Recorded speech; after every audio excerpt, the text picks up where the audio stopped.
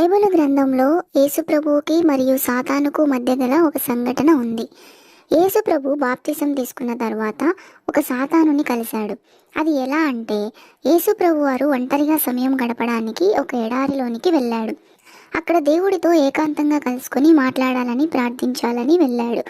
యేసుప్రభు 40 పగులు మరియు రాత్రులు ఏమీ తినకుండా ఎడారిలో ఉన్నాడు.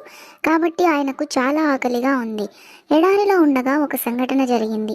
ప్రజలను తప్పుడు పనులు చేయడానికి ప్రయత్నించే సాతాను అనే ఒక చెడ్డ ఆత్మ యేసును ప్రలోభ పెట్టడానికి వచ్చింది. యేసయ్య చాలా ఆకలితో ఉన్నాడని సాతానుకి తెలుసు. కాబట్టి సాతాను యేసుతో ఈ విధంగా అన్నాడు, నీవు దేవుని కుమారుడివి అయితే ఈ రాళ్లను రొట్టెగా మార్చమని చెప్పు అన్నాడు. కానీ యేసు తన కోసం తన శక్తిని ఉపయోగించడం సరైనది కాదని ఈ విధంగా పలికాడు. ప్రజలు కేవలం రొట్టె వలన మాత్రమే జీవించరు, కానీ దేవుని నోటి నుండి వచ్చే మాట వలన జీవిస్తారు అని వ్రాయబడి ఉన్నది అని చెప్పాడు. అప్పుడు సాతాను యేసును పవిత్ర నగరమైన యెరూషలేముకు తీసుకువెళ్ళాడు. దేవాలయ శిఖరం మీద ఆయనను నిలబెట్టాడు. మీరు దేవుని కుమారుడవైతే ఇక్కడి నుండి కిందికి దూకుము. నిన్ను కాపాడుటకు నిన్ను గూర్చి తన దూతలకు ఆజ్ఞాపించును. వారు నిన్ను తమ చేతులతో ఎత్తుకుంటారు, తద్వారా మీరు మీ పాదాన్ని రాయికి తగలదు అని సాతాను అంటాడు. అందుకు యేసు, ప్రభువును పరీక్షించవద్దు అని వ్రాయబడి ఉన్నదని చెప్పాడు.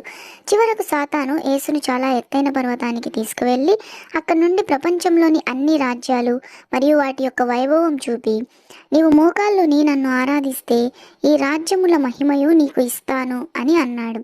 అందుకు యేసు, మీ దేవుడైన ప్రభువును ఆరాధించుడి మరియు ఆయనను మాత్రమే సేవించుడి అని వ్రాయబడింది అని చెప్పాడు. ఆ తర్వాత అపవాది యేసును విడిచిపెట్టాడు. ఈ ప్రలోభాల కంటే ఆయనే బలవంతుడని యేసు చూపించాడు.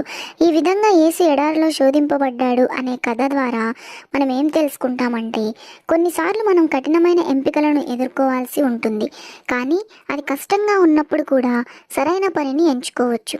యేసు సరైన ఎంపికలు చేసుకోవడానికి దేవుని వాక్యం ఉపయోగించాడు.